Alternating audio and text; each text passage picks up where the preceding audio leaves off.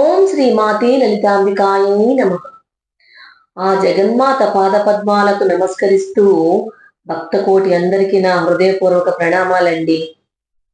మన పూర్వజన్మ సుకృతమో, ఎన్నో జన్మల పుణ్యఫలమో ఈరోజు మనమందరము ఇలా కలిసి ఈ విధంగా ఆ ఆదిపరాశక్తి అమ్మవారి దివ్య వైభవాన్ని స్మరించుకునే ఆ భాగ్యం కలగడం.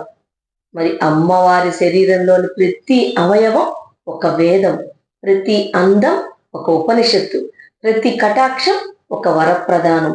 మరి అమ్మవారి ముఖారవిందాన్ని దర్శిస్తేనే జన్మ ధన్యమైపోతుందండి. అలాంటిది ఆ తల్లి ముక్కుపై మెరిసేటువంటి ఆ దివ్య ముత్యపు ముక్కెర వెనుకొండేటువంటి ఆ పరమార్థాన్ని, ఆ జగదంబ నాసికా సౌందర్యాన్ని ఈ శ్లోకంలో ఆచార్యులు అమృత స్వరూపంగా మనకి దర్శింపజేస్తున్నారు. మరి మనం ఈ రోజు చెప్పుకోబోయే శ్లోకం సామాన్యమైనది కాదండి.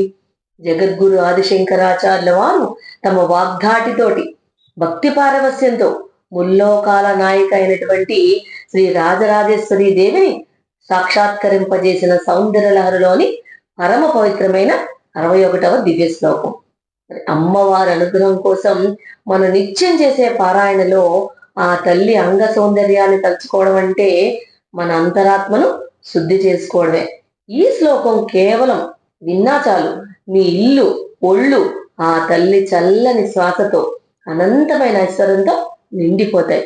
మరి ఇప్పుడు ఆ జగన్మాత శ్రీ లలితా పరమేశ్వరి వారి దివ్య నాసికా మహిమను వర్ణించే సౌందర్యలహరి 61వ శ్లోకాన్ని మనమందరము భక్తి శ్రద్ధలతో పారాయణ చేద్దాం.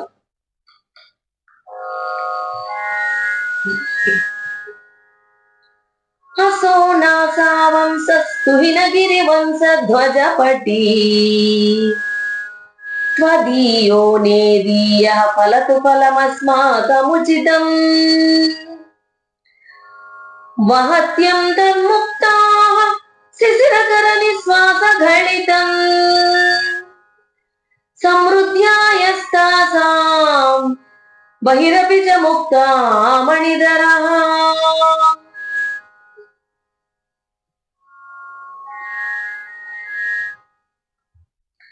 ఎంతని చక్కని కవిత్వం అండి! ఎంత గంభీరమైన భావము, ఎంతటి దివ్యమైన శబ్దము! ఆదిశంకర భగవత్పాదుల వారు అమ్మవారి నాసికా సౌందర్యాన్ని వర్ణిస్తూ భక్తులకు దక్కేటువంటి దైవానుగ్రహాన్ని కూడా సూచిస్తున్నారు. పైకి చూస్తే ఇది అమ్మవారి నాసికా సౌందర్య వర్ణనగా కనిపిస్తుంది, కానీ లోతుగా పరిశీలిస్తే గనక ఇందులో దాగి ఉన్నది అమ్మవారి కరుణ, మహిమ, భక్తులపై ఉండేటువంటి అపారమైన అనుగ్రహం అన్నమాట. ఇప్పుడు ఈ శ్లోకంలో ఆచార్యులు మనకు అందించిన భక్తి, సౌందర్యం, తత్వం అనే 3 అమూల్య రత్నాలను మనమందరము ఒక్కొక్కటిగా తెలుసుకుందాం. అసౌ నాసా వంశ స్తుహినగిరి వంశ ధ్వజపటి. అసౌ అంటే ఇక్కడ ప్రకాశిస్తున్నా, ఇక్కడ కనిపిస్తున్నా అని అర్థం అన్నమాట. నాసా వంశ, నాసా అంటే నాసిక, నాసిక అనేటువంటి వెదురు దండం యొక్క అంటే ముక్కు దండం అన్నమాట. ఈ నాసిక ర్యాక్ ఉంటుంది కదా, నోస్ బ్రిడ్జ్ అంటారు, అది నాసా అంటే ముక్కు, వంశ అంటే వెదురు అన్నమాట. తుహిన గిరి అంటే హిమాలయ పర్వత రాజు అన్నమాట. తుహిన అంటే మంచు, గిరి అంటే పర్వతం, అంటే మంచు కొండ అయినటువంటి హిమవంతుని యొక్క అని. వంశ వంశానికి చెందిన.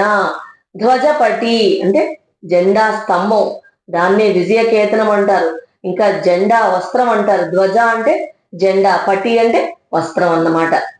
అంటే ఓ జగన్మాత, హిమవంతుని వంశానికి ఒక గొప్ప విజయ చిహ్నం లాగా, ఒక ఎత్తైన జెండా లాగా ప్రకాశిస్తున్న నీ ముక్కు చూడడానికి ఒక నిటారైన సుందరమైన వెదురు దండలా ఉంది అని అర్థం అన్నమాట.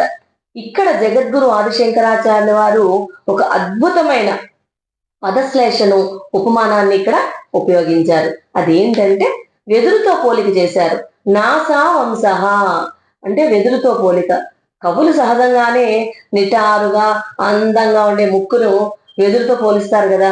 అంతేకాదు ఆ వెదురులోనే ముత్యాలు కూడా పుడతాయని ఒక పురాణంలో ఒక నమ్మకం కూడా ఉంది. అమ్మవారి ముక్కుకు ఉండేటువంటి ఆ ముత్యాన్ని వర్ణించడానికి ఈ వెదురు పోలికను తెచ్చారు శంకర్లు. ఇంకో పోలిక ఏం చేశారు, ఇంకో ఉపమానం ఏంటి అంటే వంశధ్వజం. అమ్మవారు హిమవంతుని కుమార్తె పార్వతీదేవి. ఒక గొప్ప రాజవంశానికి ఎత్తైన కోటపై ఉండేటువంటి జెండా ఎంత గౌరవప్రదమైందో, ఎలాగైతే కీర్తి ప్రతిష్టలు తెస్తుందో, ఆ జెండాను మోసే స్తంభం ఎంత ఎత్తుగా, అందంగా, దృఢంగా ఉంటుందో, అలాగే అమ్మవారి నాసికాదండం కూడా ఆ హిమవంతుని వంశ గౌరవాన్ని ప్రకటించే ధ్వజస్తంభంలా శోభిస్తోందని ఇక్కడ ఆదిశంకరులు అలా ఉపమానాన్ని చెప్పి వర్ణిస్తున్నారన్నమాట. అంటే ఎత్తైన హిమాలయాల శిఖరంపై ఎగిరే జెండా ఎంత ఉన్నతంగా పవిత్రంగా కనిపిస్తుందో, అమ్మవారి ముఖంపై ఆమె ముక్కు అంతటి రాజసంతో పవిత్రతతో విరాజిల్లుతోంది అని ఈ పాదానికి అర్థం అన్నమాట. తర్వాత పాదం త్వదీయో నేదీయ ఫలతు ఫలమస్మాకముచితం. త్వదీయ అంటే నీకు సంబంధించినది, నీదైనది, నీది. ఏంటది? నీ ముక్కు అన్నమాట. అంటే నీ నాసికాభరణమైనటువంటి ఆ ముత్యము అని. నేదీయ చాలా దగ్గరగా ఉండి, సమీపంలో ఉండి అని. ఫలతు అంటే ఫలించుగాక, అనుగ్రహించుగాక అని. ఫలం అంటే ఫలితం అన్నమాట, వరం, లేకపోతే సత్ఫలితం, అలా అర్థం వస్తుంది ఇక్కడ. అస్మాకం మాకు. ఉచితం, ఉచితం అంటే ఉచితం కాదండి, ఉచితం అంటే యోగ్యమైనట్టి, తగినట్టి, యోగ్యమైన, ఇంకా అనుకూలమైన అని అర్థాలు వస్తాయి. ఓ జగన్మాత, మాకు అత్యంత సమీపంలో ఉన్న నీ ఆ నాసిక మా యోగ్యతలకు తగినట్టుగా మాకు ఏది మంచిదో ఆ శ్రేష్టమైన ఫలితాన్ని, అంటే ఆ శ్రేష్టమైన అనుగ్రహాన్ని మాకు శీఘ్రంగా అంటే వెంటనే తొందరగా ప్రసాదించుగాక అని ఈ పాదానికి అర్థం అన్నమాట. అంటే నీకు సంబంధించిన నీ ముఖానికి, ఎవరిని? అమ్మవారిని అనమాట. అమ్మా, నీకు సంబంధించిన నీ ముఖానికి అత్యంత సమీపంలో ఉండేటువంటి ఆ దివ్య నాసిక మాకు తగిన శుభఫలాలను ప్రసాదించుగాక అని అర్థం అన్నమాట. ఇక్కడ నేదీయ ఇంకా ఉచితం ఫలం అనే పదాలలో ఈ శంకరాచార్య వారు గొప్ప ప్రార్థనా రహస్యాన్ని దాచారండి. నేదీయ అంటే ఏంటంటే అత్యంత సమీపంలో ఉండేటువంటి ముక్కు అన్నారు. అమ్మవారి ముక్కు ముఖానికి సరిగ్గా మధ్యలో అందరికి స్పష్టంగా ముందరే కనిపిస్తూ ఉంటుంది కదా, అలాగే అమ్మవారు కూడా తన భక్తులకు ఎప్పుడు చాలా దగ్గరగా ఉంటుందిట. మనం పిలిస్తే పలికే అంత దగ్గరగా ఉండేటువంటి ఆ తల్లి మన ప్రార్థనను అంతే త్వరగా ఆలకించి అనుగ్రహిస్తుంది అని భావం అన్నమాట. ఇంకోటి ఏం చెప్పారు? ఉచితం ఫలం. ఉచితం ఫలం అంటే తగినటువంటి ఫలం, తగిన ఫలితం. మనం అమ్మవారిని అజ్ఞానంతో ఏవేవో కోరుకుంటాం, కోరికలు కోరుకోవచ్చు, కానీ అమ్మకు తెలుసు మనకి ఏది ఉచితమో, అంటే ఏది మంచిదో, ఏది యోగ్యమైనదో అని. ఒక తల్లి తన బిడ్డకు ఏది కావాలో, ఏది మంచి చేస్తుందో చూసిస్తుంది తప్ప బిడ్డ అడిగిన ప్రతి విషపూరితమైన వస్తువుని ఇవ్వదు కదండి. అలాగే అమ్మవారు కూడా. ఇక్కడ ఆచార్యులు ధనం ఇవ్వమని, పదవి ఇవ్వమని, ఐశ్వర్యం ఇవ్వమని అడగలేదండి. ఏమడుగుతున్నారు? అమ్మా, మా బుద్ధికి తోచింది మేము అడుగుతాము, కానీ నీవు మాత్రం మాకు ఏది నిజంగా మంచిదో, ఏది యోగ్యమైనదో ఆ ఉచిత ఫలితాన్ని నీ చల్లని నాసిక ద్వారా మాకు ప్రసాదించు అని లోక కళ్యాణం కోసం శంకరులు ప్రార్థిస్తున్నారండి. ఇది నిజమైన శరణాగతి అన్నమాట. ఒక్క వాక్యంలో చెప్పాలంటే, ఓ అమ్మ, నాకు నచ్చినది కాదు, నాకు శ్రేయస్కరమైనదే ప్రసాదించు అని ఆదిశంకరుడు చేసినటువంటి దివ్య ప్రార్థనే ఈ పాదం అన్నమాట. తర్వాత పాదం వహత్యం తన్ముక్తాహ శిశిరకర నిశ్వాస గళితం. ఇక ఈ మూడవ లైను అమ్మవారి ముక్కుకున్న ముత్యం ఎందుకు అంతగా ప్రకాశిస్తోందో చెప్పే అత్యంత చమత్కారమైన భక్తిభావంతో కూడినటువంటి భాగం అన్నమాట. వహతిహి అంటే ధరించి ఉన్నది, లోపల కలిగి ఉంది అనమాట, ధరిస్తోంది, కలిగి ఉంది అని. అంతః అంటే లోపల, అంటే ఆ నాసిక అనే వెదురు లోపల అని అర్థం. ముక్తాహ అంటే ముత్యాలను. శిశిరకర చల్లని కిరణాలు గల చంద్రుని వంటి. శిశిర అంటే చల్లని, కర అంటే కిరణాలు, అంటే ఎవరు? చంద్రుడు అనమాట. నిశ్వాస శ్వాస వాయువు అనమాట, నిట్టూర్పు, ఉచ్ఛ్వాస నిశ్వాసలు అనమాట. గళితం కరిగి ఏర్పడినది, అంటే జారి పడినట్లుగా, గడ్డ కట్టినట్లుగా, స్రవించినట్లుగా అని అర్థాలు వస్తాయి ఇక్కడ. ఓ తల్లి, నీ ముక్కు అనే ఆ వెదురుదండం లోపల ఎన్నో ముత్యాలున్నాయి, చంద్రుడిలా చల్లగా ఉండే నీ శ్వాస వాయువు తగలడం వల్లే ఆ లోపల ఉన్నటువంటి ఆ ముత్యాలన్నీ గడ్డ కట్టేసి బయటకు జారిపడిన ముత్యంలా నీ ముక్కుపై ముక్కెరలాగా ప్రకాశిస్తోంది అని అంటున్నారు. అంటే అమ్మవారి నాసిక లోపల చంద్రుని వంటి చల్లని శ్వాస వల్ల ఏర్పడినటువంటి ముత్యాలు ఉన్నట్లుగా కనిపిస్తోంది అని ఈ పాదానికి అర్థం అన్నమాట.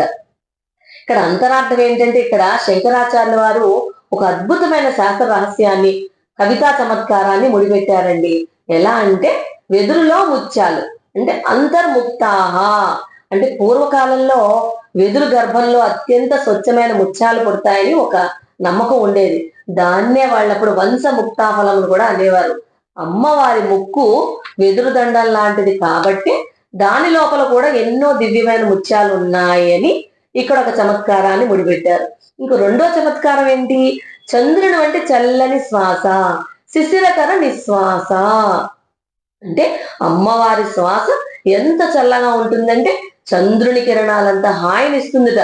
ఆ చల్లని గాలి ఆ లోపల ఉండేటువంటి ఆ ముత్యాలకి తగలడం వల్ల అవి మరింత స్వచ్ఛంగా మారిపోయి అందులోంచి ఒక ముత్యం బయటకు వచ్చి అమ్మవారి ముక్కుకు ఆభరణంగా అంటే ముక్కెరగా మారిందా అన్నట్లు ఉందిట. అంటే దీని భావం అమ్మవారి ముక్కుకు ఉండేటువంటి ముత్యం ఎక్కడి నుంచో తెచ్చింది కాదు, ఆమె శ్వాసలోని పవిత్రత చల్లదనమే గడ్డకట్టి ఒక దివ్యమైన ముత్యంలా మారిపోయి ఆమె ముక్కుపై అలంకారంగా నిలిచింది అని ఆ శంకరుల అద్భుత భావనండి. ఇంకా అంతర్లీనమైనటువంటి ఆధ్యాత్మిక భావన ఇక్కడ. ముత్యాలు అంటే కేవలం ఆభరణాలు కాదు. ముత్యం దేనికి ప్రతీక?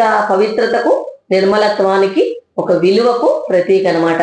అమ్మవారి ప్రతి శ్వాస కూడా కరుణతో నిండి ఉంటుంది. ఆ కరుణ, పవిత్రత, ఆ దివ్యత్వం ముత్యాల రూపంలో వ్యక్తమవుతున్నాయని ఇక్కడ భావం అన్నమాట.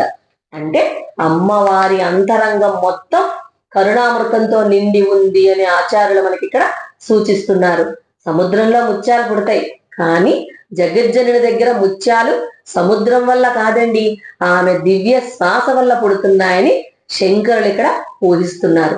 చిన్న ఎగ్జాంపుల్, ఉపమానం ఏంటంటే, మంచు బిందువులు పువ్వుపై ముత్యాల్లా మెరిసినట్లే అమ్మవారి శీతల కరుణా శ్వాస ముత్యాలుగా ప్రకాశిస్తున్నట్లు ఈ పాదం మనకి తెలియజేస్తోందన్నమాట. ఇక చివరి పాదం, సమృద్ధ్యా యస్తాసాం బహిరపిచ ముక్తా మణిధరః. ఈ నాలుగో లైను అమ్మవారి ముక్కుపై ఉండేటువంటి ముత్యపు ఆభరణం యొక్క అత్యున్నతమైన కాంతిని ఇంకా వైభవాన్ని వర్ణిస్తూ ఈ శ్లోకం పూర్తవుతుందన్నమాట. సమృద్ధ్యాహ అంటే సమృద్ధిగా, పుష్కలంగా, అధికంగా, ఎక్కువగా అని అర్థం. యహ అంటే ఏ ముఖ్యర అయితే, తాసాం ఆ లోపల ఉండేటువంటి ఆ ముత్యాల యొక్క కాంతి కంటే, బహి అపి అంటే బయట కూడా. దేని బయట కూడా? ముక్కుకి వెలుపల కూడా అని. చ మరియు ఇంకా ముక్తామణి ముత్యము అంటే అర్థం. ధరహ అంటే ధరించినది, కలిగినది. ఇంకా ముక్తామణి ధర, ముక్తామణి ధర అంటే ముక్తామణి అంటే ముత్యం, ధర అంటే ధరించినది. అంటే శ్రేష్టమైన ముత్యాల మణిని ధరించినట్లుగా ప్రకాశిస్తోందో అని ఇక్కడ అర్థం అన్నమాట. అర్థం ఏంటంటే, ఓ తల్లి, నీ నాసిక అంటే ముక్కు అనే వెదురు లోపల ఆ చల్లని శ్వాస వల్ల ముత్యాలు అమితంగా సమృద్ధిగా నిండిపోయాయి. అవి లోపల పట్టనంతగా ఎక్కువైపోవడం వల్లేమో అన్నట్లు అందులోంచి ఒక శ్రేష్టమైన దివ్య ముత్యం బయటకు వచ్చి నీ ముక్కుపై ముక్కెర రూపంలో అలంకారమై అంతటా కాంతులను వెదజల్లుతోంది అని ఇక్కడ అర్థం అన్నమాట. దీని అంతరార్థం ఏంటంటే, ఇక్కడ శంకరాచార్యుల వారు అమ్మవారి నాసికాభరణం వెనుక ఉండేటువంటి దివ్య చమత్కారాన్ని అద్భుతంగా ముగించారండి. ఎలా అంటే, సమృద్ధ్యాహ అంటే నిండిపోవడం అనమాట. ఒక పాత్రలో వస్తువులు ఎక్కువైపోతే ఏమవుతాయండి?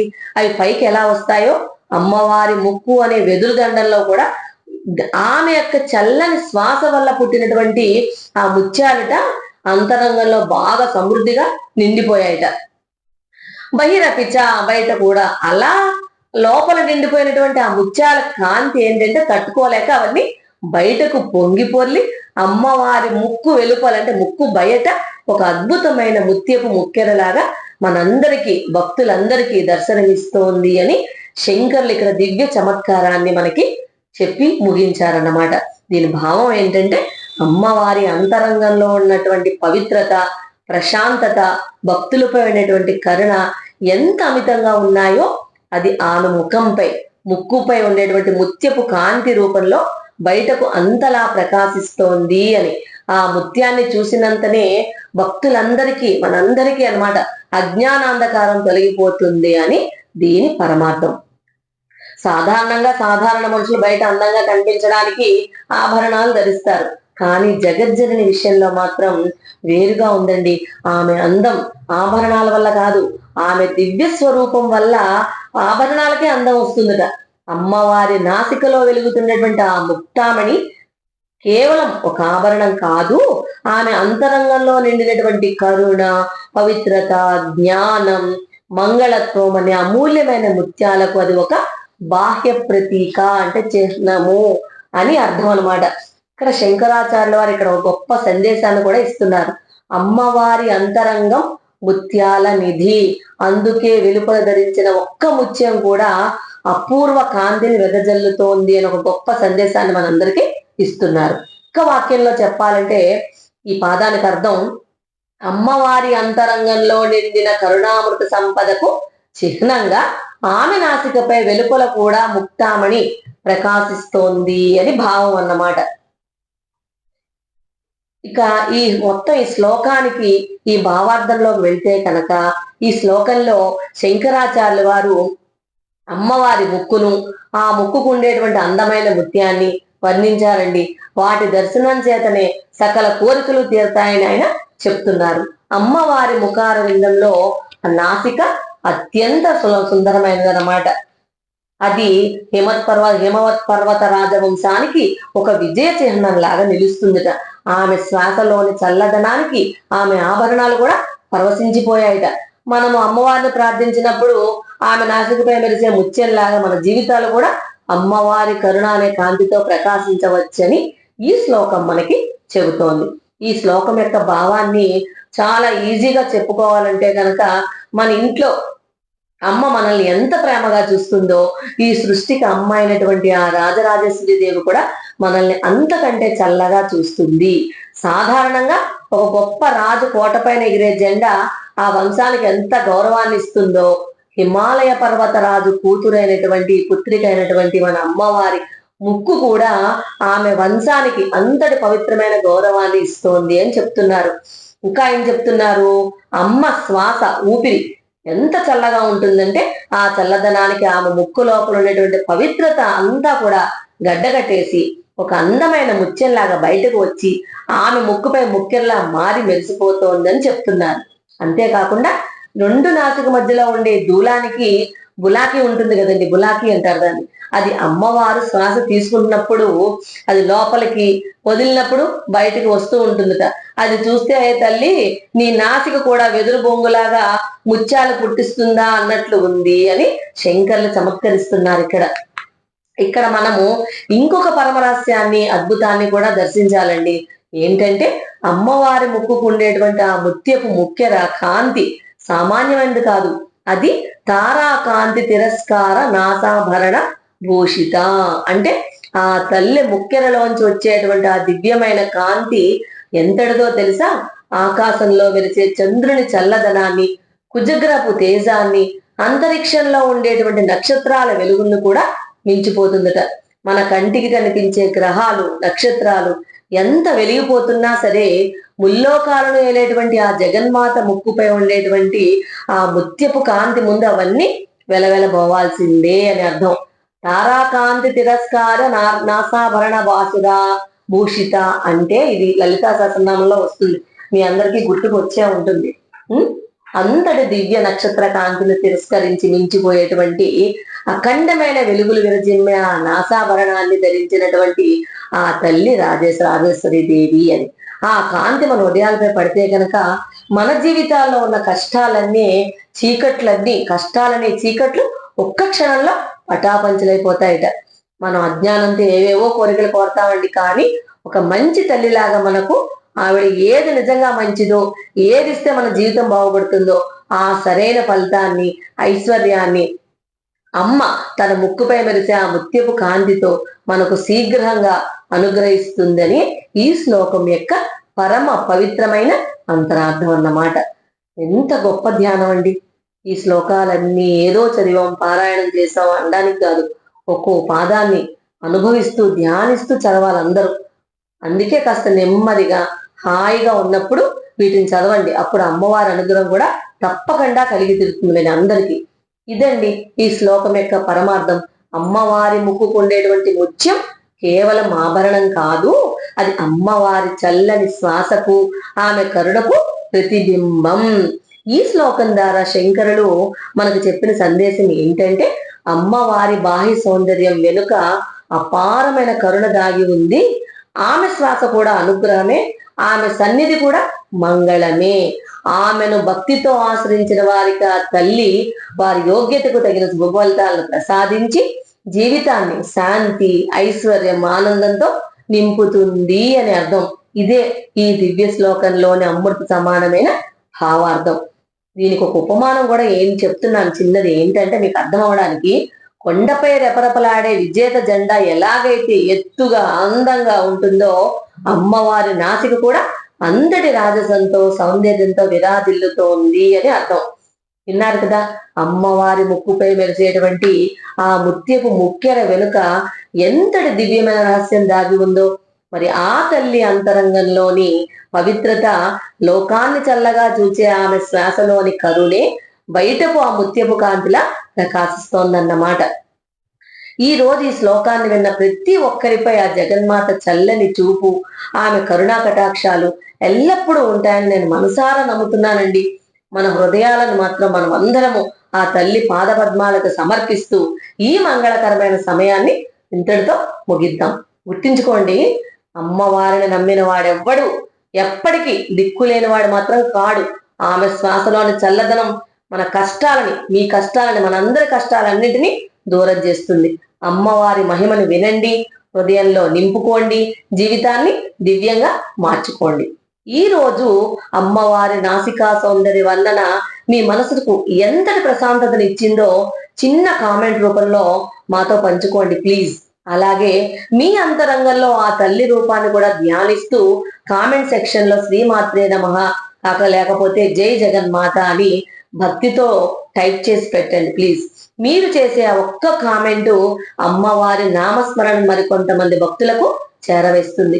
ఈ వీడియోను మీ కుటుంబ సభ్యులకు, స్నేహితులకు షేర్ చేసి వారిని కూడా ఆ తల్లి కరుణకు పాత్రలను చెయ్యండి. మరిన్ని దివ్యమైన సౌందర్యమైన శ్లోకాల పరమార్థాల కోసం మన ఛానల్ ని ఇప్పుడే సబ్స్క్రైబ్ చేసుకోండి. హర హర శంకర, జై జయ శంకర. స్వస్తి.